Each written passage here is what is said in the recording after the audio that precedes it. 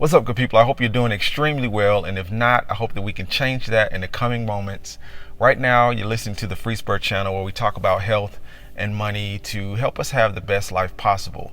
And today, I wanted to cover how to make money as a creative professional. I want to talk about my experience as a creative professional first. I did go to college for art. I did go to art school, and this is a while ago, but I did go to art school, and I got out working in my field, and I've had a pretty good career as a creative professional thus far.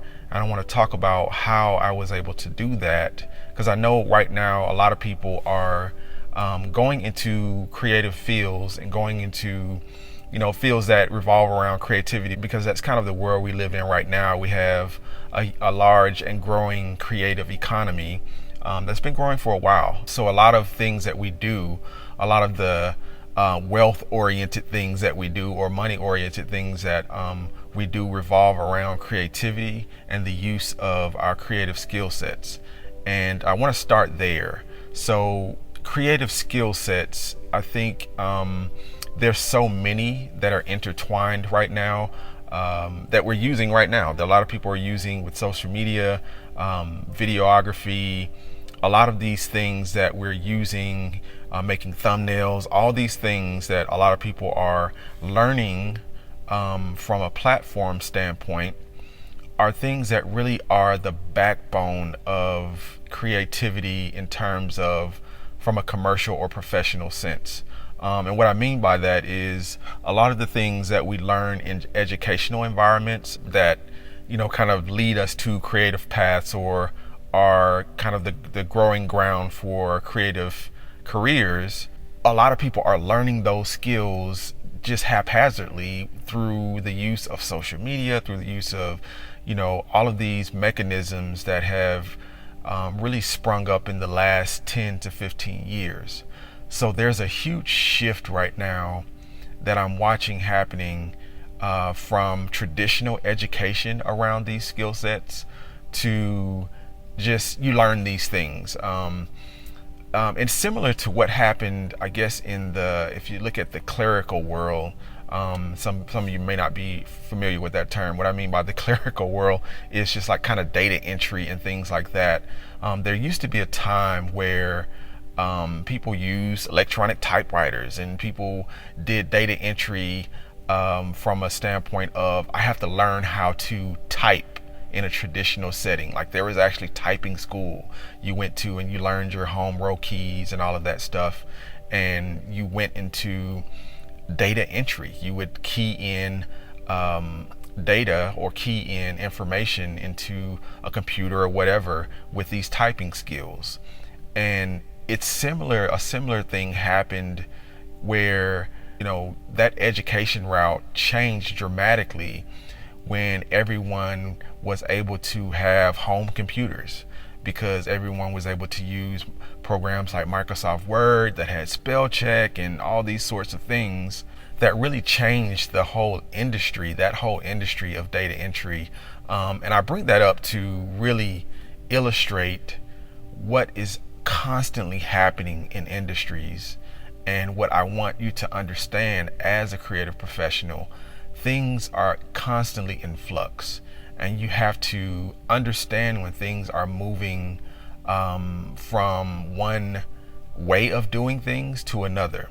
And that's really the key to being able to thrive, not only survive, but thrive as a creative professional, is seeing the writing on the wall as things move and shift. And sometimes you get lucky. Like, I think for myself and my generation, we got really lucky because we were right on the forefront of the internet as it changed and evolved into kind of creative disciplines, or a creative playground, if you will, of doing things. So I know for me, I was right on the cusp of that. So a lot of the advancements and a lot of the shifts I was able to see firsthand, and really gain those skill sets that are actually really prominent and profitable right now. For instance, using all of the Adobe products. I remember being on the forefront of that when Adobe first, started to really gain traction and the use of that became industry standard. I remember being in school at that time. That kind of shows my age, but I remember being in school at that time and really using those tools for the first time. So my knowledge of those tools are over the span of those years and the life cycles of those products. And that's the point that I want to make, is that a lot of times we look at the end result of what people are doing and we don't understand exactly where they fit in the life cycle of the story of skills. And it's very important that you understand that your skill sets, the things you hone, the skills that you hone now are what are going to either benefit you or not later. And in a large part, they're going to benefit you if you hone the right skills that are at the cusp of whatever industry that is coming up next, or whatever industry that is going to be profitable in the future. If you are on the forefront of the skill sets, and listen to me very carefully when I say this, if you are on the forefront of building those skill sets that are benefiting whatever industry that is going to be profitable in the future, you're gonna win. Because at the end of the day, that's what it's about. When something becomes in demand and you are among those, or among the few that have the skill sets to facilitate what is in demand, then you can pretty much write your own ticket, or at least have, a path to success in that. But that's just one piece of it, because I think the other piece that you have to understand is the mindset that you have to really take charge of that and see those moments as they are. And I think that is one of the main things that separates, creative people or creative professionals, is having the mindset that, hey, this is a moment that I need to take. This is an opportunity that I need to take. Even though I have the skills, you may have the skills. And I say that because I know a lot of creative people who aren't doing what they want to do. And they're like by far the most creative and talented people you want to meet, but they're not doing what they want to do creatively from a professional standpoint. And it revolves a lot around their mindset and what they feel about their creativity and what they feel about using their creativity in a commercial setting. So I think it's really, you have to understand where you are in that sense, and get through those roadblocks and get through those barriers, because they are barriers. They are barriers that are there to prevent you from moving forward, and you can get past those things by truly understanding that what you're doing, the skill sets that you have, are valuable, and why they're valuable. You want to understand why what you're doing has value from a creative standpoint.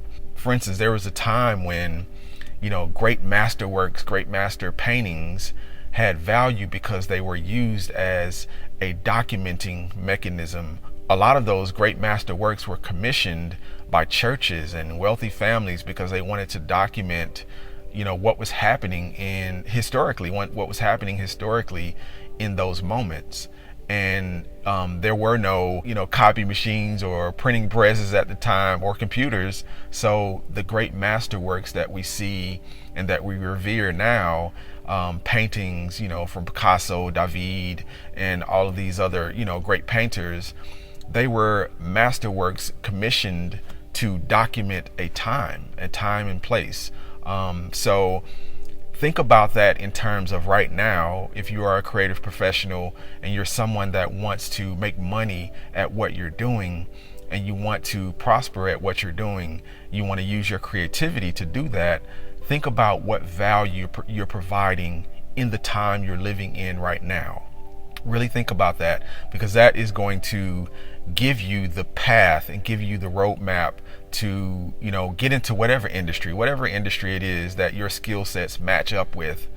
You can get into that industry when you have that understanding of what is the value that I'm providing.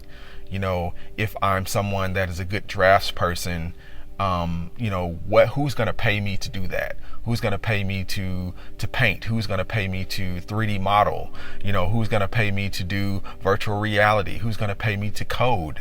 And all those things are creative disciplines. Even coding is a creative discipline. And I know some people think of it as an analytical discipline where you're just using your analytical brain, but you're also using your creative brain, your creative mind, when you're coding and things like that, because you're thinking about how to build something from nothing and how to build something that is going to either help someone or entertain someone. And once you grasp that, and once you are really in line and in tune with that, it really does go a long way to helping you make money at whatever creative discipline you choose. I hope this has been extremely helpful for someone. And until we talk again, I wish you health, wealth, and freedom.